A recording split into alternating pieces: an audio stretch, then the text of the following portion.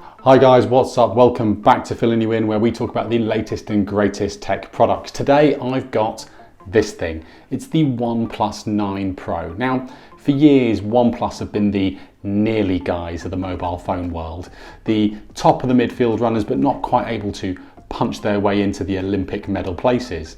Now, last year with the OnePlus 8 Pro, they made some seriously good strides, but they were still let down by one thing, and that was the camera. Well, that's potentially all changed this year. You see, OnePlus have partnered with a company called Hasselblad. Now, if you've not heard of those guys, they make these kind of things and these kind of things.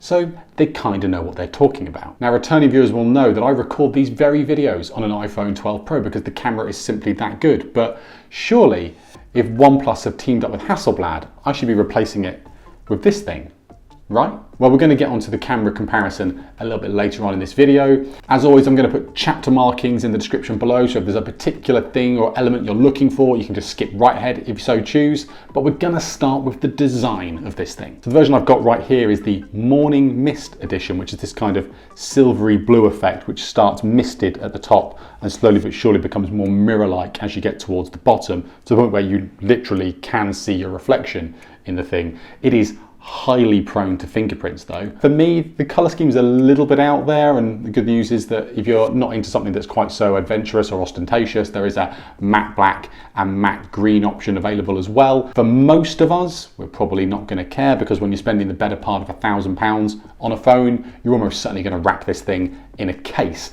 And now, on the subject of a case, really nice touch from OnePlus is they've actually included one in the box, which is brilliant. I don't know about you guys, but whenever I order a new phone, I order a new case with it at exactly the same time, and I find it comes about 2 weeks after I actually receive the phone. It does feel a little bit on the cheap side. It's not like OnePlus have thrown you a really premium model, but I guess at the very least it does have the nice never settle writing on the back if you need a motto for most of your day. Positioning in terms of pricing and specs, it's got 8GB of RAM and 128GB of storage, and that'll start at £830, and then that will scale up to £930 for a 12GB edition and 256GB of storage. In reality, there aren't many real use cases for 12GB of RAM, in my opinion, so unless you really need the 256GB of storage, the 8GB version is probably going to be the model to go for. And while I'm not reviewing it today, there is a OnePlus 9 non-Pro version. Size-wise, the phone is reasonably long. It's longer than an iPhone 12 Pro.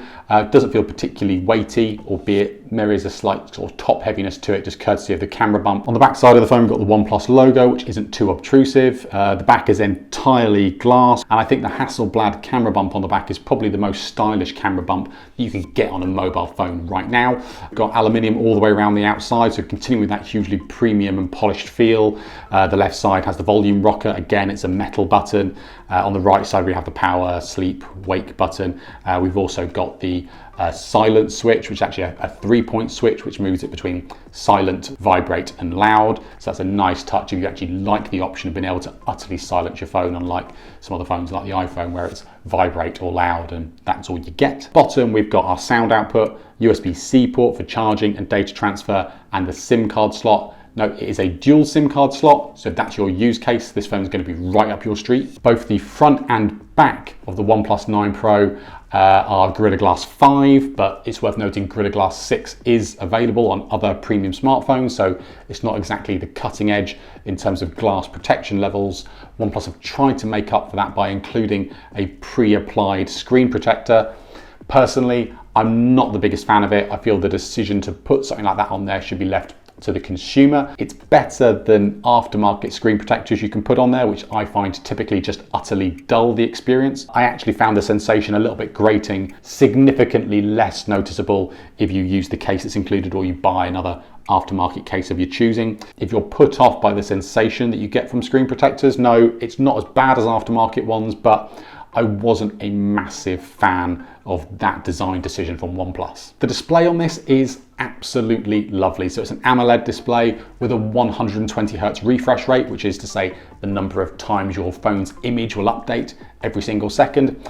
That alone was almost reason enough for me to consider dumping the iPhone 12 Pro in favour of this, which just doesn't compete with the level of smoothness when scrolling through a screen. Trust me, that 120 Hz refresh rate just means the experience of using the phone, scrolling through different screens, deleting text, it just makes it a much more pleasant working experience than I find with other phones with lower refresh rates. Having higher refresh rates can lead to a drain in battery life. Fortunately, OnePlus have included a dynamic refresh rate feature, which means it adapts to the kind of content you're viewing.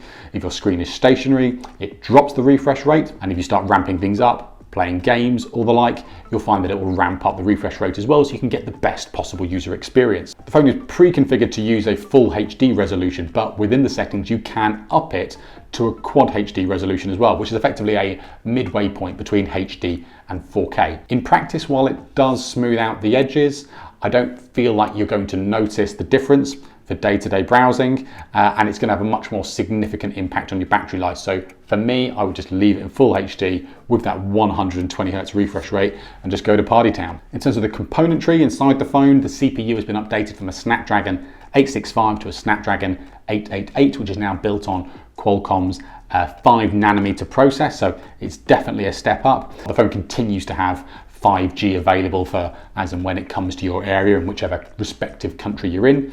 If we take a quick look at some of the benchmarks, we can see that we have got a year-on-year improvement over the prior edition. Where we use Geekbench to measure the performance of the phone, we can see about a 30% improvement in single core performance and the better part of a 20% improvement in multi-core performance. In practice, for the kind of day-to-day tasks you're likely to do on your phone in 2021, this thing's not going to skip a beat on any of them. Operating system wise, it's the latest version of Android, OnePlus's Oxygen OS over the top of it.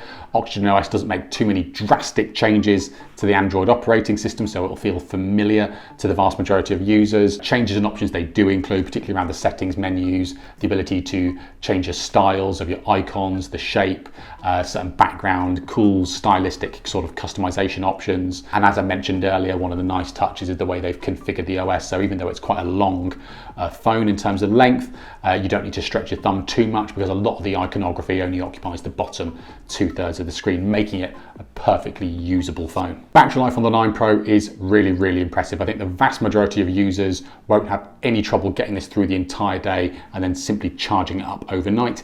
Even if you are an excessive power user, you're going to be crazy impressed with the 65-watt warp charger that's included in the box. My test, I got this thing down to 1%, plugged it in, and I had it back at 100% in around 33 minutes, which is just mind-bogglingly fast, crazy impressive, really good work, OnePlus. And now the moment of truth arrives. Let's talk about the camera. Now, I don't know about you guys, but I find if I just watch a YouTube video with stock images taken on the new phone, it doesn't really tell me a lot. So for comparison purposes, I've included the same or similar images as taken on my iPhone 12 Pro. The main shooter on the back of this is a 48 megapixel camera, which is incredibly large. Now, to actually get the most out of it, you do need to go into the settings. You do need to set it to use the high resolution imagery. It's actually a little bit cumbersome. It requires you to hold your phone extremely steadily and use it in brightly lit conditions to get an image that's actually well formed. So in practice, you're not going to be able to maximize that full 48 megapixels, but that's not to say the standard camera image is bad. In fact, far from it. It's really, really good. So on this shot here, the regular wide lens capture, if you look at the light reflecting off my black Labrador, it's actually done a pretty good job of capturing his shape, but it has left some of the rest of the scene feeling a bit overlit. In this shot, the OnePlus has captured the skyline really beautifully, but when we look at it in a little bit more detail, we can see that while the iPhone gradients nicely, the OnePlus is left feeling with a slightly more singular, blocky-like colour. In this wide-angle shot, where the photo has captured the scene really nicely, but again, we're lacking a bit of the vibrancy that we get with the iPhone. Not half bad, but when we focus in on some of the detailed text, we can see that the OnePlus just starts to lose some of its sharpness. Focusing in a little bit more at just how well these cameras manage to pick up details, we can see at face value, it looks largely the same. But when we zoom in on exactly what it's managed to capture, it's left the text appearing with an embossed effect and the whites around the rest of the sign losing their white balance and almost becoming a little bit dirty. Also, take a note of the sunlight reflections in the car on the right-hand side of the image, which appears significantly more crisper and realistic on the iPhone. Speaking of reflections, we then move on to sunlight. In this image, whilst the OnePlus does a better job of screening out the flare on the lens than the iPhone does, it doesn't do as much of a good job at suppressing the rays of light from the sun itself. The rest of the image appears a little bit muddier than the equivalent one on the iPhone. One area where the OnePlus 9 Pro really does beat out the iPhone is that it has a 3.3 times optical zoom, whereas the iPhone has just a 2 times optical zoom, which means by the time this reaches 3.3, the iPhone is now slumming it with digital zoom capabilities. And what's more, the OnePlus camera will pump all the way to 30 times digital zoom. I can't really figure out why anybody would want to use 30 times digital zoom. As you can see, the image quality is less than poor, but if you happen to be the kind of person who has a use case for 30 times digital zoom, you go let me know in the comments below. And while you're down there, hit that subscribe button for me so you don't miss any future great content from Filling You In. Now, in terms of its pure video recording capabilities, the OnePlus 9 Pro outstrips the iPhone in every regard when it comes to the stats on paper. It can do 8K at 30 frames per second, 4K up to 120 frames, and standard HD 1080p at up to 240 frames per second. It does have HDR, but doesn't push to the full-blown Dolby HDR standard, which you can get with the iPhone 12 Pro. But all of those stats are irrelevant if the OnePlus 9 Pro can't pick up good images whilst using those shooting modes. So let's take a look. In terms of camera and image stabilization, I was really impressed with the OnePlus, going toe-to-toe with the iPhone at walking speed pretty comfortably. I found that the OnePlus 9 Pro didn't quite do as good a job as the iPhone at managing to smooth out sudden judders in my movement. So let's take a look at the front-facing webcam and microphone on both these devices. So right now you're listening to the OnePlus 9 Pro. Not entirely sure what the automatic color correction on the 9 Pro is trying to do. You see the sky kind of weirdly fading in and out there? No such evidence of that on the iPhone, which is typically rock solid, as we all come to expect from iPhone cameras.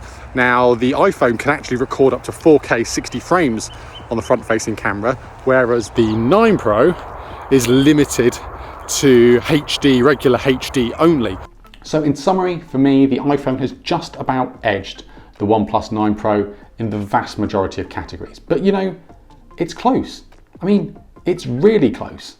And when you think that OnePlus have supposedly agreed a 3-year partnership with Hasselblad, and this is just their first attempt at really improving upon the camera experience that comes with OnePlus phones, I'm really excited to see what OnePlus and Hasselblad can bring to the table in the course of the next couple of years. So no, I'm not going to be swapping out the iPhone for the OnePlus 9 Pro as my daily YouTube shooter, but there's absolutely no reason why you, as the consumer, shouldn't consider buying this thing.